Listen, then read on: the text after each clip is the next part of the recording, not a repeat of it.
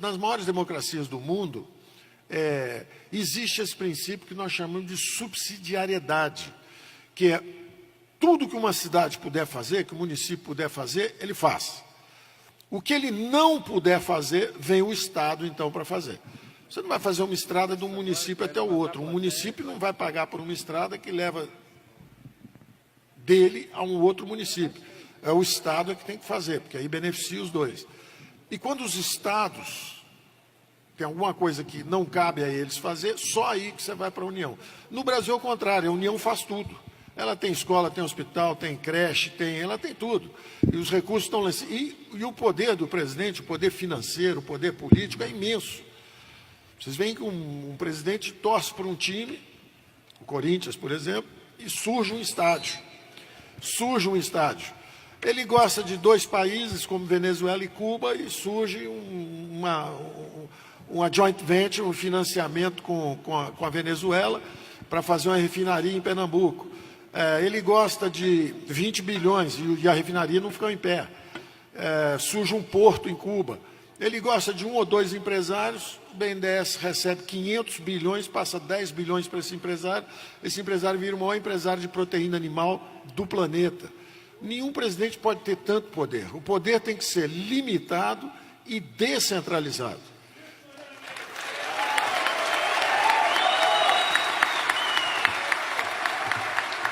Esse movimento municipalista é antigo. É antigo. Isso já durante o próprio regime militar surgiram as primeiras lideranças de movimento municipalista. E quando houve a redemocratização, o governo federal justamente prometeu, e colocaram os constituintes na Constituição, que essa descentralização de recursos ocorreria. Mas o que nós vimos, à medida que a situação foi se complicando, a inflação subiu, foi o governo federal julgou os estados e municípios ao mar, porque ele tem capacidade de endividamento, ele tem capacidade de tributação, ele tem capacidade de emitir moeda, e começou a criar impostos não compartilhados, uma série de contribuições não compartilhadas com estados e municípios. E nós vimos devagar justamente essa deterioração das finanças de estados e municípios. Ora, toda a nossa campanha foi feita em cima dessa ideia de desconcentrar recursos, poderes, recursos financeiros e atribuições. E nós vamos ter que fazer isso acontecer. O nosso primeiro olhar para isso é um olhar de curto prazo. Eu não preciso nem falar muito da Previdência, porque a Previdência todos já sabemos que é algo importante também para municípios, também para os estados, porque o que nós estamos fazendo, na verdade, estamos presos a um sistema previdenciário que está condenado, porque ele já está financeiramente insustentável, mesmo antes da população envelhecer. O Brasil está com pouco mais de 10% de idosos e já gasta 10% do PIB, e a pirâmide etária, ele tem várias bombas a bordo, é um avião indo para alto mar, sem combustível, com várias bombas a bordo. Quando você tem 10 jovens pagando para um idoso que está se aposentando, o sistema é muito superavitário, muito forte. Aí a demografia vai mudando, você depois tem 4 jovens pagando um aposentado. E no final você tem 2 jovens, um jovem pagando, tentando pagar um aposentado, não dá mais, a contribuição desse jovem já não consegue pagar a do aposentado. Então a pirâmide etária está mudando contra nós. Esse sistema que está aí está condenado. Então o que nós estamos fazendo? Estamos pedindo uma reforma onde quem tem menos está recolhendo ainda menos para a Previdência. Todo mundo que vai... 83% da população brasileira recebe menos de 2 salários mínimos como aposentadoria. 83% dos aposentados brasileiros recebem menos de 2 salários mínimos. O que nós estamos fazendo com esses 83%, que são justamente os mais frágeis? Nós estamos baixando a contribuição de 8% para 7,5%. Então, eles estão pagando menos. Agora, estamos todos estendendo um pouco a aposentadoria. Aí você diz, mas os mais pobres estão estendendo? Não. Nós calculamos com que idade se aposentam os mais pobres. Mulheres, 61 anos e meio. Então, nós passamos para 62. Homens mais pobres, 65 anos. Então, nós passamos para 65 anos. Então, em quem que essa reforma da Previdência vai pesar? ela vai pesar sobre aqueles 18% que são os beneficiados, que entraram, às vezes, num concurso público, ou então numa empresa privada, do pai, do tio, começaram a contribuir aos 18 anos, e vão se aposentar aos 48 anos, 49 anos. Tanto que no debate lá na própria CCJ, na comissão da Câmara, o próprio redator falou, eu vou me aposentar o ano que vem, aos 48 anos. Agora, com essa lei aí, eu teria que me aposentar aos 65. Então, nós estamos pegando justamente os favorecidos, os privilegiados, os que têm empregos, contribuir a vida inteira. Esses terão que trabalhar também até os 65 anos, da mesma forma que os mais pobres. Então, essa reforma da Previdência tem um primeiro grande objetivo, que é garantir o pagamento das aposentadorias atuais. Porque da forma que está indo, não vai haver possibilidade de garantir aposentadorias.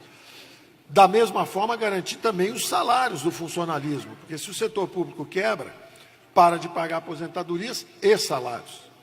Então, o objetivo inicial é esse. Como é que a gente assegura que esse sistema é viável?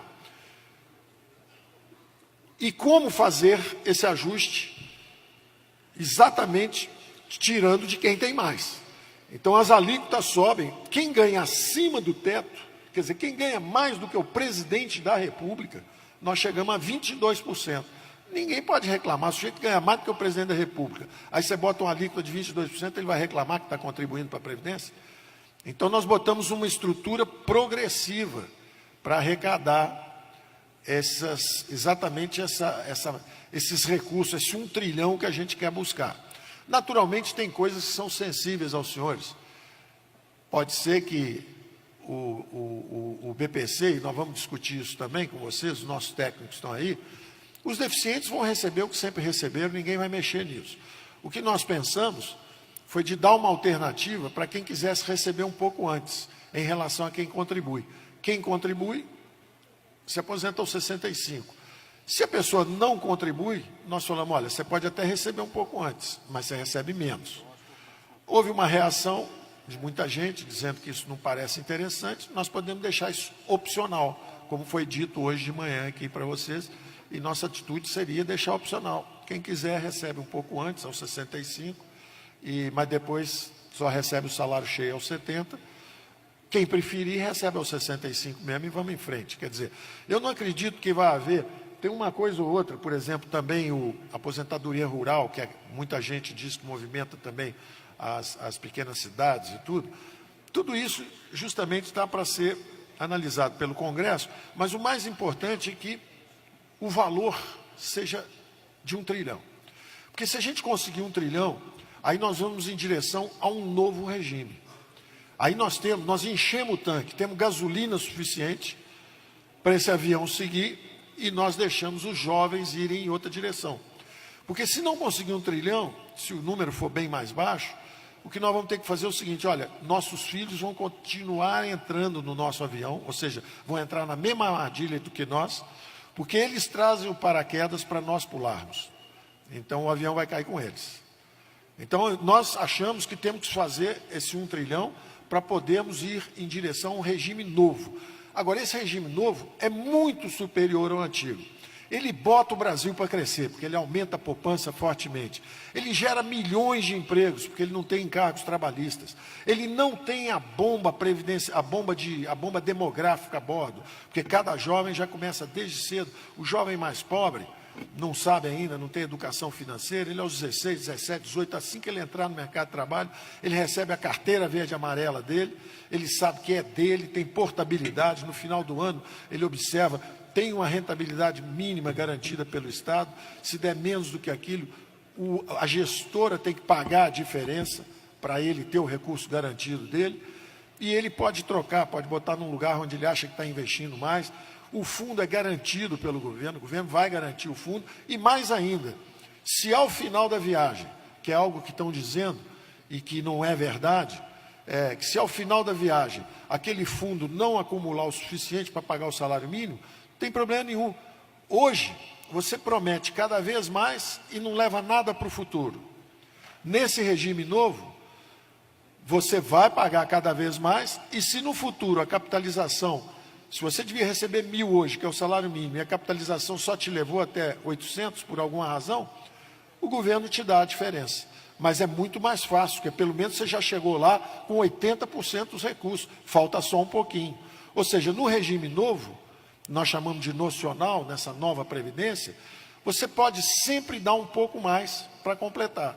No atual, não. Você não está nem conseguindo garantir que no futuro você vai conseguir pagar, porque você não está levando nada para o futuro.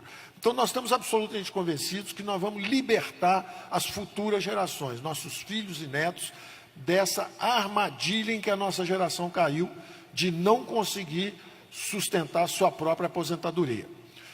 Dito isso, eu, quando mandei isso para o Congresso, a ideia, o presidente mandou isso, e eu queria fazer um elogio muito grande, não só ao presidente, principalmente ao presidente, naturalmente, porque botou esse time todo para trabalhar, ele escolheu, não sofreu pressão política nenhuma, não indicou também ninguém, não fez pressão sobre ninguém, foi uma escolha, eu escolhi esse time extraordinariamente técnico, todo mundo trabalhou fundo nisso aí, e eles sabem que estão trabalhando para botar o Brasil para crescer. O Brasil, nos últimos 10 anos, cresceu 0,6%. É muito pouco. Os meus pais me deram um país melhor do que eu estou deixando para os meus filhos. Eu não aceito essa situação. Eu cresci num país que crescia 7,5% ao ano. Quando eu tinha 10, 12, 13 anos, o país crescia 5, 6, 7% ao ano, cresceu décadas. O Brasil foi um dos países que mais cresceu no mundo e, de repente, começou a descer, e agora está crescendo quase zero. Então, nós temos a obrigação de deixar para filhos e netos um país melhor, ou pelo menos igual ao que nós recebemos. A equipe toda vê isso como um compromisso e o presidente, o tempo inteiro, durante a campanha, falou, olha, nós vamos fazer um ponto de inflexão, nós vamos mudar o Brasil. E o que eu observo em relação ao nosso programa, dando uma pincelada rápida, o primeiro grande buraco fiscal é a Previdência. Então, nós mandamos imediatamente uma reforma da Previdência. E o presidente assumiu, ficou 10 dias no hospital, o Congresso não tinha chegado ainda, assim que o Congresso chegou, ele mandou 2 reformas importantes. Na área econômica, a reforma da Previdência. E na área de costumes, ele mandou a reforma anticrime e anticorrupção, com o Sérgio Moro. Então, o presidente está em dia, está voando a 1.000 por hora, está fazendo o que ele prometeu. Entrou e mandou logo 2 reformas importantes. No espaço econômico, qual é a nossa ideia? Esperamos que nos próximos 3, 4, 5 meses, e tanto o presidente da Câmara de Deputados, o Rodrigo Maia, quanto o presidente do Senado, Davi Alcolumbre, têm prometido ajuda para aprovarmos essa reforma. Se aprovamos essa reforma logo no primeiro semestre, nós já vamos para as próximas eleições, e aí prefeitos, governadores, todos podem ter uma agenda muito positiva pela frente, porque aí vem o resto do nosso programa. A primeira notícia é uma notícia, olha, quem tem mais vai pagar mais e nós vamos consertar e garantir as aposentadorias e benefícios desse sistema que hoje está quebrando. Só que nós vamos garantir também a passagem para nossos filhos e netos para um Brasil que vai crescer, vai democratizar o capital, vai acumular investimentos mais rapidamente, vai melhorar a distribuição de renda, porque nós vamos democratizar o capital, e ao contrário do que se tem dito, os países onde há maior suicídio de idosos são justamente países muito bem consertados, do ponto de vista de previdência. Suécia, Dinamarca, Noruega, Rússia tem muito também. O Chile é 118º, ao contrário do que a oposição andou. Tem muito fake news, né? Muita mentira, né? A mentira de que está prejudicando os trabalhadores, na verdade, estão sendo atingidos os privilégios, porque a Previdência atual é uma fábrica de privilégios, ela fabrica privilégios. Então, nós estamos tirando os privilégios, reduzindo a desigualdade social. Mas a oposição diz o contrário. A mesma coisa em suicídio. É o 118º país, quer dizer, tem 117 países em taxa de suicídio mais alta, inclusive países com previdência muito boa até também, que são os países nórdicos. Agora, o que interessa é que a taxa de crescimento do Brasil vai aumentar, os salários vão aumentar, os investimentos vão aumentar e as greves vão acabar, porque no Chile não houve mais greve de trabalhadores por 20, 30 anos, porque a acumulação de capital foi tão rápida que todo mundo tinha ações, e a Bolsa subia, e todo mundo ganhava dinheiro com isso, e a distribuição de renda melhorou em vez de piorar, e vários programas sociais foram criados, porque o governo era eficiente. Em vez de ficar pagando juro para banqueiro, o governo gastava dinheiro na área social. Então, os impostos no Chile eram 18%, 19% do PIB, no Brasil são o dobro. E os programas sociais deles foram muito mais efetivos que os nossos. Então, nós sabemos, estamos indo na direção certa, mas temos também as boas notícias. A primeira é essa de uma passagem para um sistema previdenciário mais forte e que vai botar o Brasil para crescer. A segunda é o Pacto Federativo, que é o coração dessa nossa conversa aqui. Eu vou voltar já já, eu vou deixá-la no ar, porque ela é a mais importante. Eu vou para a terceira, que é a redução, simplificação e eliminação de impostos. O Brasil tem mais de 50 impostos diferentes, nós vamos reduzir isso tudo. O secretário Marcos Sintra está aí, depois se quiserem perguntar também. Nós vamos baixar, simplificar e reduzir impostos para o Brasil crescer. É a reforma tributária. Ele já vai, esse ano ainda, já vai pegar 3, 4, 5 impostos, que tem duas grandes notícias. Primeiro, nós vamos simplificar, vamos pegar 2, 3, 4, 5 impostos, fundir num só. Vai se chamar o Imposto Único Federal. E a boa notícia é que todas aquelas contribuições que não eram compartilhadas foram criadas para salvar a União e tirar esses recursos de estados e municípios. Na hora que nós unificarmos no Imposto Único Federal, serão todas elas compartilhadas.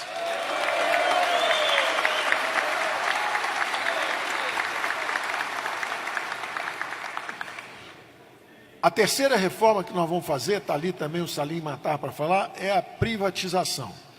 E a privatização é importante porque as estatais, que foram criadas 20, 30 anos atrás para fazer infraestrutura, não conseguem mais fazer infraestrutura.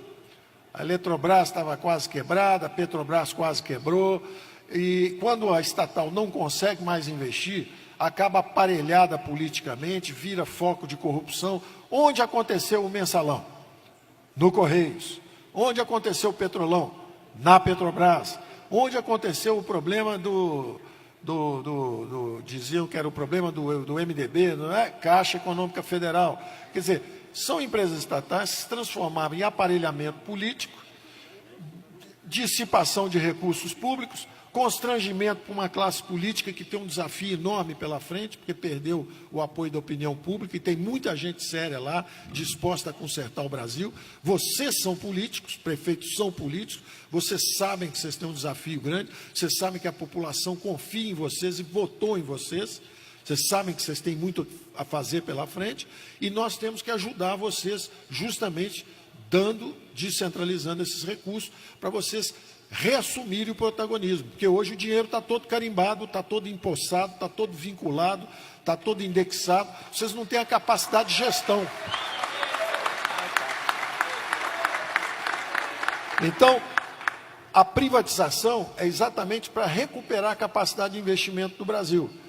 Nós calculamos aí que vai para mais de 1 trilhão o valor dessas empresas estatais. Da mesma forma, o Salim tem 700 mil imóveis também, mal administrados, caindo aos pedaços, às vezes prédios também novos, mas mal alugados, e casas, me ofereceram, logo que chegamos aqui, aqui é uma casa na beira do lago, não, vende, entrega para o Salim, vende esse troço, reduz a dívida e vamos embora, vamos vender isso. Tem mais de 1 trilhão em ativos imobiliários também. Então, se tem uma dívida de 4 trilhões, tem 1 trilhão em imóveis, 1 trilhão em estatais, podia rachar essa dívida pela metade. Em vez de pagar 400 bilhões de juros todo ano, reduz isso pela metade, são 200 bilhões que podiam estar a serviço de saúde, educação, saneamento.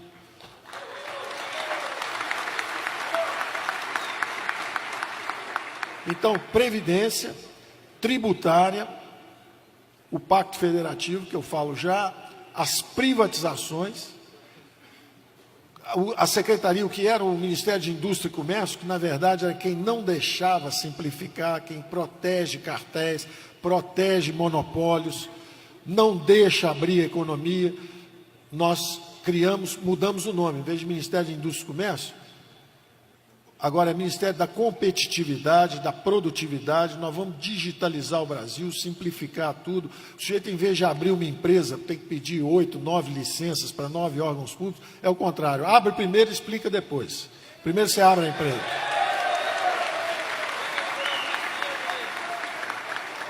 Então, esse Ministério de Competitividade e Produtividade está funcionando também. O outro é o Ministério que nós chamamos de Gestão, que era o antigo Ministério de Planejamento, que vai fazer também a reforma do Estado. 50% do funcionalismo público federal se aposenta nos próximos 5, 6 anos. Nós já estamos segurando os concursos públicos. Aposenta, vai descansar, vai em paz, nós vamos cortar dramaticamente o número de funcionários. A máquina tem que ser enxugada, tem que enxugar a máquina, tem que ser mais barato. E nós vamos digitalizar. Então, antigamente saíam 3 funcionários, entravam 5. Agora vão se aposentar 3, não entra nenhum. E isso tudo está sendo planejado com muito cuidado. Tem as especificações do trabalho, tem os requisitos para preenchimento da vaga, tem que pedir para abrir o concurso público, tem que explicar muito bem. Acabou o empreguismo, não tem mais isso. Essa é uma outra secretaria especial nossa. E, finalmente, uma que vai abrir a economia. Agora, como eu já disse, até e chegou um dos vídeos, eu falei, na verdade, 12 anos atrás, e está circulando como se fosse de hoje. Mas foi no Fórum da Liberdade, lá no Sul, 12 anos atrás, quando eu dizia o seguinte: para você abrir a economia, você precisa primeiro baixar o custo do Brasil, investir em logística, simplificar os impostos. Porque hoje, se você abrir para um chinês entrar, o empresário brasileiro está com uma bola de ferro na perna direita, que são os juros altos, uma bola de ferro na perna esquerda, que são os impostos, um piano nas costas, que são os encargos trabalhistas e sociais. Aí você fala para o chinês: corre agora que ele vai te pegar.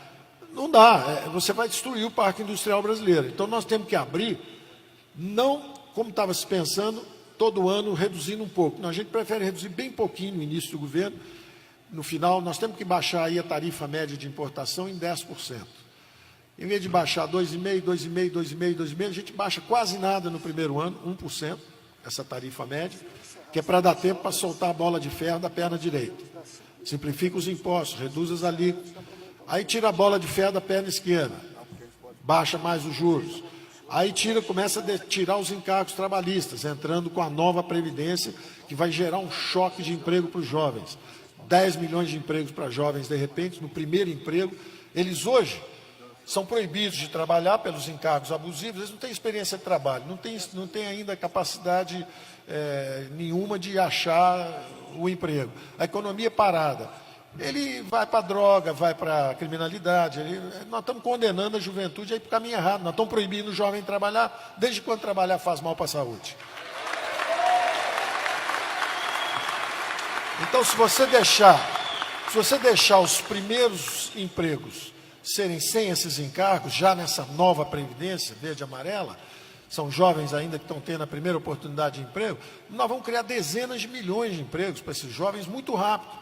Milhões de empregos, certamente. 1, 2, 3 milhões, certamente. Em 4, 5, 6, 8, 10 anos, dezenas de milhões de empregos. Porque sem os encargos trabalhistas, vocês sabem que um trabalhador brasileiro custa 2. Você criar um emprego, o outro fica desempregado. Hoje tem 46 milhões de... A população economicamente ativa é 100 milhões, 105, 106. Metade, 50 milhões, não tem carteira assinada, não trabalha formalmente, não contribui para a Previdência. Todos vão envelhecer e todos vão quebrar a Previdência. Por isso que nós temos que ir em direção a um sistema diferente. Na hora que nós lançarmos um novo sistema com encargos baixos e gerarmos milhões de empregos, a antiga Previdência, o secretário Marcos Sintra já tem essa prioridade também, vai começar a desonerar a folha. E nós vamos cobrar o imposto com outra base, não vai ser sob folha de pagamento. E aí vai começar a gerar também milhões de empregos no antigo regime. Nós vamos ter 2 regimes, dos jovens, sem encargos, para já os primeiros empregos, e depois os dos que já estão no mercado de trabalho, nós vamos começar a desonerar também para gerar emprego lá. Então tem todo um programa bem articulado de abrir aos poucos a economia. Na hora que baixar os encargos trabalhistas, lá no final do governo, já isso tudo está estabelecido. Você tirou o piano das costas do empresário brasileiro, está pronto para correr. Impostos baixos, simples, sem o juro alto, sem os encargos sociais e trabalhistas. Aí você deixa o chinês entrar e vão ver quem briga mais. Mas depois de você ter dado uma chance para o brasileiro competir. Então nós estamos com um programa que achamos que vai estimular o crescimento. Nós chamamos o programa de o caminho da prosperidade. É a prosperidade para todos. O melhor programa social é o emprego. É o emprego que cria. É o emprego que cria autoestima, é o emprego que cria... Nós seremos sempre uma nação generosa, nós sempre ajudaremos os que ficaram para trás, mas não vagabundo que quer viver às custas dos outros. Esse não, né? Esse nós conhecemos bastante também.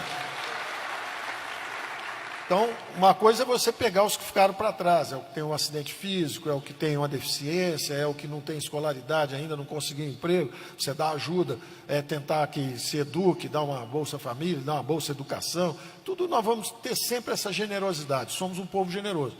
Mas não podemos premiar também corrupção, vagabundagem, falta de espírito competitivo, cartório, coisa desse tipo.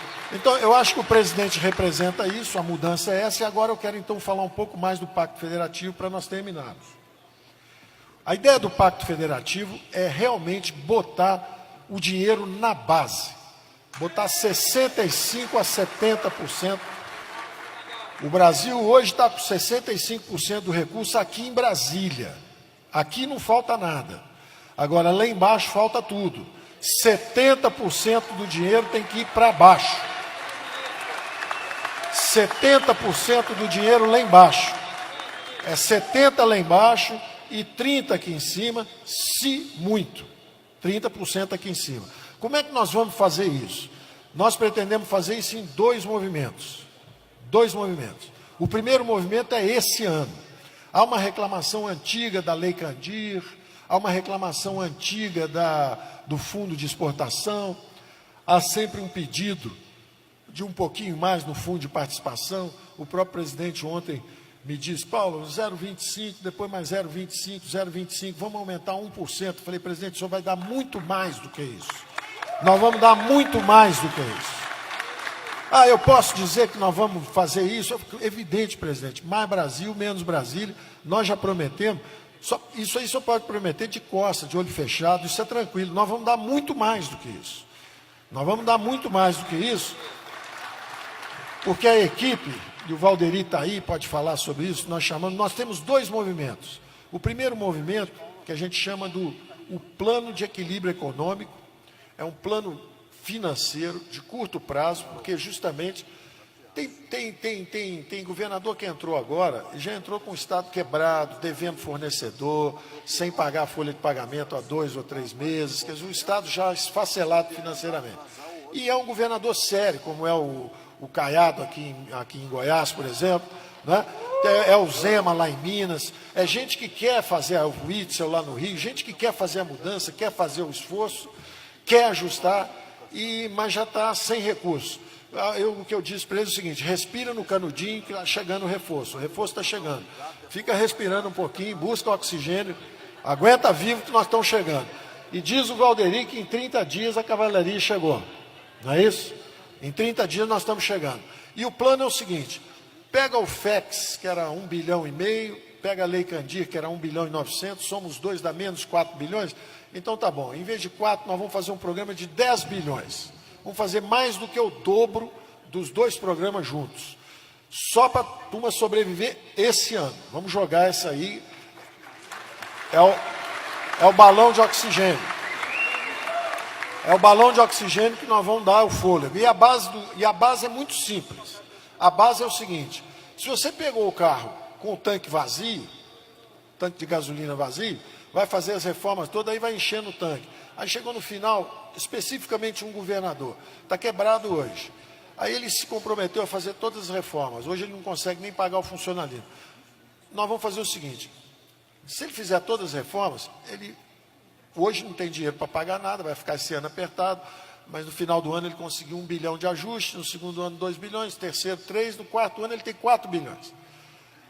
Ora, ele agiu certo, mas a vida foi cruel com ele, porque ele fica sem pagar um ano, não sei nem se ele resiste politicamente, aí enche o tanque. Quando ele encher o tanque, está na hora dele ir embora, e vem outro para gastar, que foi exatamente o que fizeram com ele.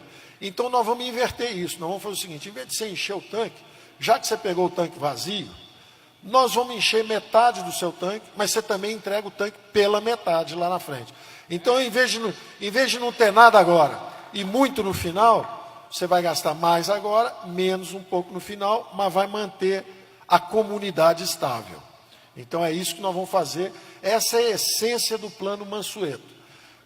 O Estado que quiser ajudar a receber investimento de saneamento, nós vamos fazer outorga, ajudar a fazer concessões, para ele receber dinheiro, já recebe adiantamento do BNDE, recebe adiantamento do nosso plano econômico, a equipe toda vai estar ajudando, o Salim ajuda a vender o estatal, a BNDE ajuda a refinanciar, o Valderi, a Secretaria da Fazenda, ajuda a dar o dinheiro, antecipação, para que ele possa gastar mais agora, e no final menos, em vez de entregar o tanque cheio, ele pode gastar menos um pouco no final. Então, esse é o plano nosso para ajudar um governador a atravessar o deserto. Nós vamos encher o cantil. Mas isso não é o futuro. O futuro vem justamente do petróleo. São entre 500 bilhões de dólares a 1 trilhão de dólares nos próximos 20 anos. E esse dinheiro não sai do fundo, porque eles não só tinham uma empresa só explorando, que era a Petrobras, como ainda quebraram a empresa antes do petróleo sair. Só tem um tirando petróleo. E você quebra ele antes dele furar, não vai dar certo. Então, o que nós estamos fazendo é o contrário. Nós vamos permitir que mais gente transforme esses recursos em recursos do povo brasileiro, em vez de ficar embaixo do oceano, que é como está hoje, né? A gula mata. Se você quer ficar com tudo para você, acaba que você morre antes do petróleo sair. Nós temos que fazer justamente acabar criar competição na exploração do petróleo, na exploração do gás. Então nós vamos botar isso aí, nós vamos botar o gás para fora, nós vamos botar o petróleo para fora. Já existe um programa também que nós estamos fazendo do choque da energia barata. Daqui a 2 anos o botijão de gás vai chegar pela metade do preço na casa do trabalhador brasileiro. Para vocês terem uma ideia, o BTU, que é a unidade de gás no Brasil, que tem gás natural, custa 12 dólares. No Japão e na Europa, que não tem gás, eles importam da Rússia, custa 7 dólares. E nos Estados Unidos, que tem o gás natural, custa 3 dólares. Então, o Brasil custa 12. No Brasil é mais caro do que nos países que não tem gás. Por quê? Monopólio. Monopólio da Petrobras para refinar, monopólio das companhias estaduais para distribuir, tudo monopólio. Nós vamos quebrar esses monopólios e nós vamos baixar o preço do gás e do petróleo, com a competição, fora a redução da roubalheira, né? Então, esse movimento de descentralização dos recursos, então, para terminar essa essência do choque do Pacto Federativo, é que você tem que sentir a presença do Estado exatamente onde o povo está. Se você está num país mais avançado e alguém puxar uma arma e der 3 tiros para cima, na mesma hora vem 8 viaturas da polícia, tem uns snipers apontando para você e fala: olha, abaixa a arma aí, porque senão vai dar errado, vai dar ruim para o seu lado. E baixa a arma devagar. Se você desmaiar, tem uma ambulância para te pegar e te levar num hospital público. No Brasil, você pode dar tiro 3 dias pela cidade, dar tiro para todo lado, que a polícia corre porque está desarmado, o bandido tem uma metralhadora, um fuzil R15, quer dizer... Então, o Estado está desequipado, a prefeitura não tem o recurso para o ambulatório, não tem recurso para o grupo escolar. Então, a nossa ideia é já pegar o pré-sal, mas não é gradual, não. Já pega o ano que vem, já joga 70%. Minha equipe vai ficar brava. Minha equipe fala assim: não, vamos fazer gradual, porque hoje 100% é da União. Então, vamos passar 10% para o Estado, no ano seguinte 20%, no ano seguinte 30%. Não. Os recursos hoje já estão com a União, a maior parte. 65% já é da União. E 25% dos estados e municípios. E 35% dos estados e municípios. Então, o futuro, 70% tem que ser de estado e município já. Não é daqui a 20 anos. Não é daqui a 20 anos. Não é daqui a 20 anos. Porque está faltando polícia é hoje. Não é daqui a 20 anos. Está faltando escola é hoje. Não é daqui a 20 anos. E esse recurso hoje está no fundo do... O recurso hoje está no fundo do mar. Por que eu vou passar aos poucos um recurso que eu não tenho? Eu não tenho. Se eu pegar 30% já está ótimo. Dá 70% para o resto. Ou nós não acreditamos que o Brasil está nos municípios? O Brasil vive nos municípios.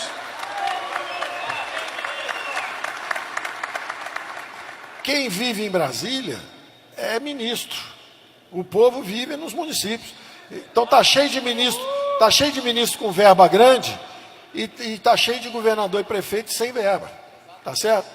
Então, essa é a nossa direção. Podem contar conosco. Isso é filosofia, promessa de campanha, concepção econômica, concepção política. Uma democracia mais forte se ela for descentralizada, se cada um for responsável. Um argumento muito usado é: não adianta mandar dinheiro para o município, não, porque lá tem roubalheira, tem isso, tem aquilo.